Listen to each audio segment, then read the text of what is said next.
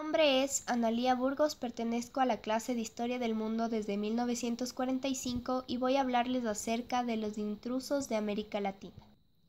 El Imperio Español comprendía territorios colonizados por España a partir del programa de conquista realizado tras el descubrimiento de América, el cual incluía a varios representantes de la corona. Entre estos se encontraban los explotadores, quienes se encargaban de explorar nuevos territorios y la búsqueda de nuevas riquezas para España.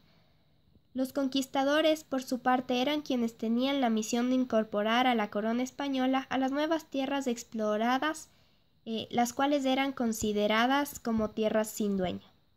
Por otra parte, se encontraban los colonizadores, quienes se encargaban de obtener un rendimiento de los conquistados, es decir, que se utilizaba su mano de obra para obtener beneficios para los reyes. Finalmente, los evangelizadores eran los encargados de implantar la nueva religión en los habitantes, a manera de infundir en ellos el temor para que trabajen fuertemente con miedo de ser castigados por Dios. En cuanto al proceso de colonización, este consistió en desposeer de sus tierras a los indígenas, siempre y cuando éstas aporten beneficios a la corona, pasando de esta manera a manos de los españoles. Dicho proceso incluía una gran expansión del poder español por América Latina, en donde, mediante la falsa idea de la salvación, promulgada por los evangelizadores, en nombre de Dios y del Papa, se infundía el miedo, haciendo que muchos de los indios se convirtieran a la religión católica y sean explotados al trabajar para los colonizadores. Es importante resaltar que la colonización perseguía intereses económicos. En cuanto al dominio español, los españoles en América Latina trajeron consigo varios aspectos negativos, como la explotación laboral, ya que, tal como lo menciona Jorge Icaza en su novela Huasipungo, se obligaba a los indígenas a realizar trabajos fuertes y en condiciones precarias, bajo las amenazas de que Dios los castigaría si se resisten. La explotación, por otra parte, vista desde Eduardo Galeano en su obra Las venas abiertas de América Latina, resalta cómo la materia prima se vuelve un recurso necesario para los estados desarrollados, por lo cual se centran en América Latina al ver que su mano de obra es más barata y por ende se da la explotación, la esclavitud, los abusos, los saqueos,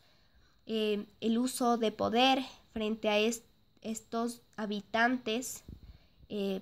considerados inferiores. Como consecuencias del cambio, Aníbal Quijano nos plantea que la expansión del colonialismo europeo en el resto del mundo llevó a la elaboración de una perspectiva eurocéntrica de conocimiento y con ella la elaboración teórica de la idea de raza, es decir, que se da esta diferenciación entre quienes pertenecen a Europa y quienes pertenecen a América Latina, quienes poseen recursos económicos y quienes no, quienes son superiores, inferiores, haciendo esta clara diferenciación, incluyendo las jerarquías. Por otra parte, se da el mestizaje, que es la relación entre españoles e indígenas y africanos. También como consecuencia se observa la implantación de una cultura diferente a la propia, la implantación de la lengua castellana, la imposición de la religión a los indígenas,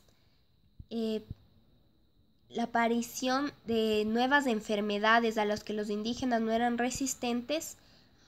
y como punto positivo se incentivó el intercambio de productos con otros estados.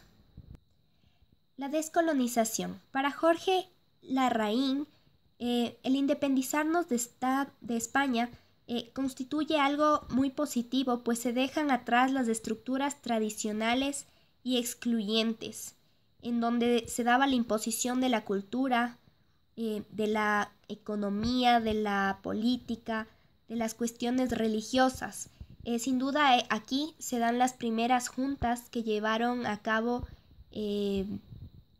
los colonizados, pero estos fueron reprimidos de forma violenta por los españoles. Esta lucha se extiende desde 1810 a 1824, de manera que al alcanzar la independencia por Bolívar, aún quedan los rezagos de una cultura que no es propia, como es el arte, la cual podemos ver evidentemente en Ecuador, como son sus iglesias, los cuadros, las corridas de toros y ciertas características propias de los españoles.